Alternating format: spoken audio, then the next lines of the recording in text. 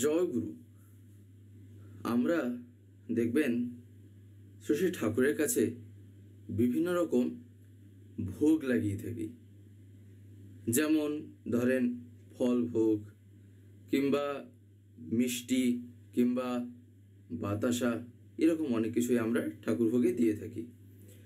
এবার এই যে ঠাকুর ভোগ বাস্তবে দেখবেন কেমনভাবে হয়ে থাকে বা কথাটা কোন কোন জায়গায় আসে। যেমন ধরেন বাড়িতে পূজা করছি, পুজোর শেষে যখন ঠাকুরভোগ খাই সেটা বলে থাকি, কিংবা যখন সৎসঙ্গ যাই, বাড়িতে যখন সৎসঙ্গ হয় সেক্ষেত্রে আমরা কি বলি না, ঠাকুরের প্রসাদ বা ঠাকুর ভোগটা দেওয়ার জন্য, তাই না? বা ঠাকুর ভোগটা আমরা তখন খেয়ে থাকি। তো এইখানটায় এবারে যে জিনিসটা জানার তা কি, তা হচ্ছিল এই ঠাকুর ভোগের মধ্যেই একটা খাওয়ারিয়ে নিয়ে, অর্থাৎ তা হচ্ছিল এই বাতাসা। দেখবেন আমরা সচরাচর যেটা দেখে থাকি, সৎসঙ্গে যখন আমরা যাই, ঠাকুর ভোগে বাতাসাটা, বিশেষ করে এই ভোগটা কিন্তু লেগে থাকেই থাকে। মানে যারা জেনে থাকেন বা কিংবা বলতে পারেন যারা এই বিষয়গুলি জানেন, তাদের ক্ষেত্রে যদি দেখা যায়, তারা দেখবেন যখনই সৎসঙ্গ দেন তারা বাতাসা ভোগটা কিন্তু ঠাকুরের কাছে লাগিয়েই থাকেন। এবারে এই যে ভোগ, বাস্তবে এখানে জানার কথাটা কি আছে? জানার কথাটা যেটা, তা হচ্ছিল এই বাতাসা খাওয়া নিয়ে। আমরা দেখবেন অনেক ক্ষেত্রে লক্ষ্য করে যদি থাকি, আমরা অনেকে বলি না যে ঠাকুর ভোগ খেলে অনেক কিছু ঠিক হয়ে যায়, ঠাকুর ভোগে এটা হয়ে যেতে পারে, ওটা হয়ে যেতে পারে, ঠাকুর ভোগ খেলে ওই জিনিসটা কেটে যেতে পারে। কথাটা কিছু কিছু ক্ষেত্রে যেমনটা ঠিক, কিছু কিছু ক্ষেত্রে কিন্তু ঠিক তেমনটাই একটা বলতে পারেন অযৌক্তিক কথা। দেখতে হবে কোন প্রসঙ্গে আর কে বলেছেন আর কোথায় বলেছেন, এইগুলোর উপর বেস করে আমি একটা জিনিসকে বলছি কি না এইটা এতটা ঠিক এতটা ভুল। তার কারণটা কি? তার কারণ দেখবেন এমন অনেক ঘটনা আছে যেখানে আমরা শুনতে পাই যে ঠাকুর ভোগ খেলে কিংবা ঠাকুর ভোগের যে একটা বলতে পারেন বিশেষ ধরনের যে একটা তার প্রভাব যে শরীরের উপর পড়ে, সেটা একটা বলতে পারেন আলাদা দিক। সে সম্বন্ধে অনেক রকম বলতে পারেন ঘটনা আমরা তো জেনে থাকতে পারি, আর যেগুলো বাস্তব অবাস্তব যে কিন্তু তা মোটেই না। কিন্তু আবার এমন কিছু কিছু ঘটনা আছে, আবার এমন কিছু কিছু কথা আছে যেগুলি শুনলেই মনে হয় যে এইরকমটা করা ঠিক না।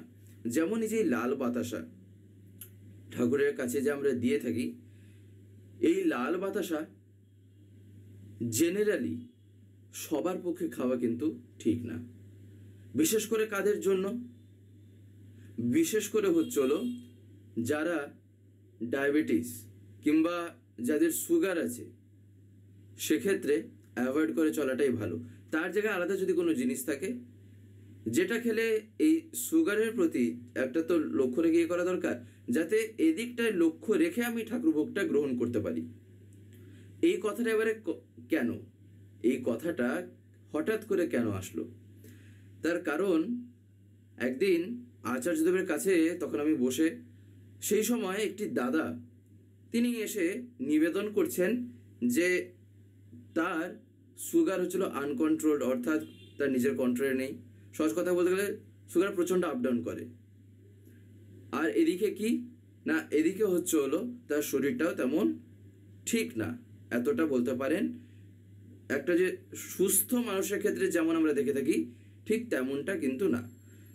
তখন আচার্যদেব তাকে জিজ্ঞাসা করেন, আপনি যখন সৎসঙ্গে যান, আপনি যখন ঠাকুরের ইয়েতে কোথাও যান, সেক্ষেত্রে ঠাকুর ভোগে বাতাসা দেওয়া হয় না? আপনি বাতাসা খান তো? আপনি সেই বাতাসা খান তো? তখন তিনি বলেন আগে হ্যাঁ। তখন আচার্যদেব বলছেন, কেন? বাতাসা খেলে ঠাকুর ভোগ মানে সুগারে কোনো এফেক্ট পড়বে না, অর্থাৎ সুগারে কোনো ইয়ে হবে না, মানে কোনো প্রভাব দেখা দেবে না এই ঠাকুর ভোগ বলে এই বাতাসা খাচ্ছি? তখন তিনি বলেন আগে ওই রকম ভেবেই তো মানে খাই যে ঠাকুর ভোগ খেলে কিচ্ছু হবে না। তখন আচার্যদেব তাকে বলেন, ঠাকুর কি আপনাকে এসে বলে গেছিলেন যে এই বাতাসা খেলে কিংবা এইসব মানে যে ভোগ, এই ভোগ খেলে যে আপনার সুগার যে কিছু হবে না। বাতাসার যা গুণ, বাতাসাটা যেসব জিনিস দিয়ে তৈরি হয়েছে, সেই বাতাসাটা সেটা যখন শরীরের মধ্যে যাচ্ছে, তার সাথে যদি সুগার বা ডায়াবেটিসের যদি কোনো সম্পর্ক থেকে থাকে, তাহলে তার এফেক্ট পড়বে না। এই কথাটা ঠাকুর কতবার বলেছেন? ঠাকুর কোন জায়গায় বলেছেন যে পড়বে না? তার মানে আমি ঠাকুরের একটা কথা বলে, ঠাকুরের একটা করে আমি ঠাকুরকে আর করলাম না, আমি ঠাকুরেরই তো বদনাম করছি, তাই না? কিন্তু ঠাকুর তো বাস্তবে এমন তো কিছু বলেনি। বোঝার জায়গায় এইটা, আমি একটা মানুষ কি করছি না, আমি ঠাকুরের নামে চালিয়ে দিচ্ছি এই কথা ওই কথা, কিন্তু ঠাকুর তো কথা বলেনি। যে বাস্তবে এই জিনিসটা জানে, তার কাছে এই কথার কোনো ফরকই পড়বে না, আর যে জানে না সেই হাওয়ার কথাতে ভেসে যাবে। তাই এইগুলি আচার্যদেব বলছেন, এই জিনিসগুলিকে ধরা দরকার। আমি ঠাকুরকে ধরে একটা অযৌক্তিক পথে যাচ্ছি, আমি জানি যে এটা খেলে আমার শরীরটা হয়তো খারাপ হতে পারে, এই জিনিসটা আমার শরীরের জন্য বর্তমানে আমার জন্য এটা এতটা ঠিক না, ডাক্তার আমাকে বারণ করেছে, সেক্ষেত্রে আমি তা জানা সত্ত্বেও খাচ্ছি। হ্যাঁ, তিনি বলেছেন, তিনি জানেন এর কিছু না কিছু একটা প্রভাব আছে, সেগুলি আলাদা কথা। তার দয়ার কথা, তার আশীর্বাদের কথা, সেগুলি কিন্তু সম্পূর্ণ আলাদা জিনিস। তার কারণ মানুষের জীবনে দৈব যোজন একটা এমন জিনিস, তার প্রভাব, তার দিক, সেগুলো যদি এখন আলোচনা করতে বসা যায়, সেগুলো যদি এখন আমরা চিন্তা করতে বসি, তাহলে এমন অনেক ঘটনা আছে যেগুলি শুনলে মনে হবে এই জিনিসও কি সম্ভব হতে পারে, তখন এইসব কথা মাথায় আসবে। কিন্তু আমরা কি সেই পর্যায়ে এত গেছি, সেই স্তরীকে আমি একেবারে পৌঁছে গেছি যে আমি সেরকম চিন্তা করছি, যে আমি সেরকম করে আমি নিজের জীবনটাকে করছি? আচার্যদেব তাই সেই কারণে বলছেন যে এইরকম ভুলেও যেন না করেন যে সুগার তো আছে, ঠিক আছে, ও ঠাকুর ভোগের বাতাসা খেয়ে নি, কিছু হবে না, ভুলেও যেন এরকম কাজ না করেন। আচার্যদেব এই কথাটা কিন্তু তাকে সেদিন বারবার বলেছিলেন। আর এই কথাটা সেই দাদাটি কি যে শুধু বলছেন তা তো না, কথাটা প্রত্যেকের জন্যই। তিনি যেখানে ভালো বুঝবেন, তিনি কিন্তু তা বলেই দেবেন। তিনি যেখানে বুঝছেন যে এই জিনিসটা করা ঠিক না, ঠাকুরকে ধরে এইরকম চলাটা একদমই উচিত না, তিনি কিন্তু আগেই সতর্ক করবেন। তার কারণ হলো, তখন আচার্যদেব সেই দাদাটিকে তখন বলছেন, আপনি ওখানে ঠাকুরভোগের ওই বাতাসাকে আসবেন, দিয়ে আমার এখানে এসে বলবেন আমাকে যে দাদা আমার সুগার কন্ট্রোল, আমি কি ডাক্তার নাকি আমি কোনো জাদুকর যে আপনার সুগারটাকে করে দিতে পারবো, অথচ আপনি শরীরের দিকে লক্ষ্য রাখবেন না, যা পারবেন খেয়ে যাবেন। তখন আসলে তাকে বলছেন যে ভুলে আর যেন এরকম না করেন, যে ওখানে খাচ্ছেন ওইসব জিনিস আর এখানে এসে আমার বলছেন যে আমার ঠাকুর পক্ষে, আমার ঠাকুরের খেয়েও হচ্ছে, আমি শুনবই না। তার কারণ আপনি ডাক্তারের কথাই শোনেননি, তার কারণ আপনি মিনিমাম যে জিনিসগুলো পালন করে চলা দরকার সেগুলোকে আপনি নিজের আয়ত্তে আনেননি।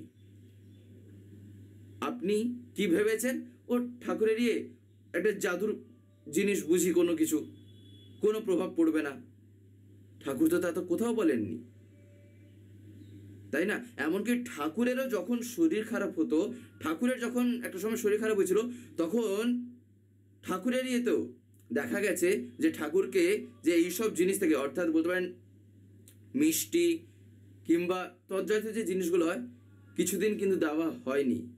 ঠাকুর নিজেই তখন খেতেন না। কোথায়? তিনি তো স্বয়ং ঠাকুর, তিনি যখন পালন করছেন, আমি সেক্ষেত্রে কে যে আমি এরকম কথা বলছি? তিনি স্বয়ং ঠাকুরা এইরকম কথা বলছেন, তিনি নিজে পালন করছেন ডাক্তারের কথা, তিনি নিজে মানছেন এইসব জিনিস, আর আমি বলছি কি না ঠাকুর ভোগ খাচ্ছি, বাতাসা খেলে কিছু হবে না। তাই বাতাসা খাওয়াটা তাদের জন্যই আচার্যদেব কিন্তু এটা বারণ করেছেন, যাদের ক্ষেত্রে এইরকম। না হলে এমনি খাওয়া যেতে পারে, না হলে এমনি কিন্তু কোনো অসুবিধা নেই, না হলে প্রতিকে আমরা খেতে পারি। কিন্তু যাদের যাদের ডায়াবেটিস আছে, সুগার আছে, অর্থাৎ যেটা আর কি, সেক্ষেত্রে এগুলির প্রতি লক্ষ্য রেখে চলাটাই ভালো। আলাদা যদি কোনো কিছু থাকে সেটা আমি গ্রহণ করবো, আলাদা কোনো যদি ঠাকুর ভোগ থাকে সেটা আমি গ্রহণ করবো, সেটা খাবো, তাই না? এই কথাটা কিন্তু আমাদের মাথায় রাখা দরকার। তার নির্দেশ, তার মানে আগে যেন আমি এটা মাথায় রাখি। তো যাই হোক, আজকের এই ভিডিওটা এবার আমি এখানে শেষ করবো। শেষ করার আগে আপনাদের কাছে একটি কথাই বলবো, যদি আজকের এই ভিডিওটি আপনাদের ভালো লেগে থাকে তাহলে একটি লাইক করে দেবেন, সবার ভিতরে শেয়ার করে দেবেন, কেমন লাগলো নিচে একটি কমেন্টে লিখে জানাবেন।